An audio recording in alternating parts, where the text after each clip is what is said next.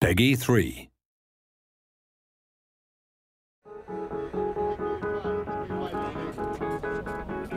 Hi and welcome to the next Formula 1 2010 Dev Diary.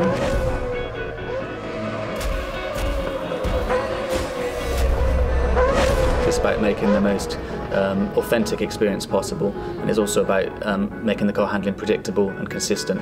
I think there's huge interest in terms of the balance that we have for arcade or simulation handling, and personally my preference has always been to go down the simulation path. You can make a realistic sim easier to play for somebody, but it's very, very difficult to take an arcade handling system and make that appeal to the people that prefer the simulation handling. Yeah, well, I'm the Brawn test and reserve driver from 2009. Part of that job is developing the simulator as well. We've had access to the teams, to the engineers, to the drivers. So what I do is try and bounce my level of expectation off Ant, who gives us a lot of feedback week by week.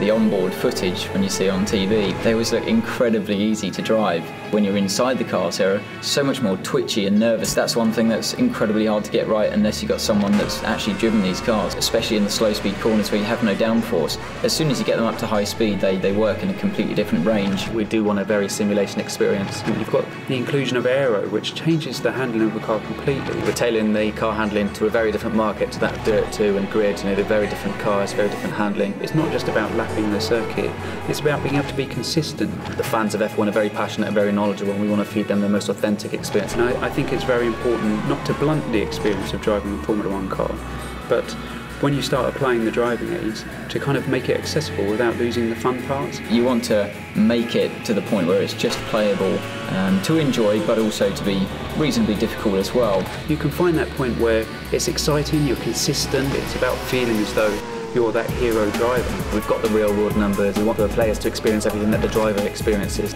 From the real car to the computer game, it's very realistic. Handling is key in Formula 1.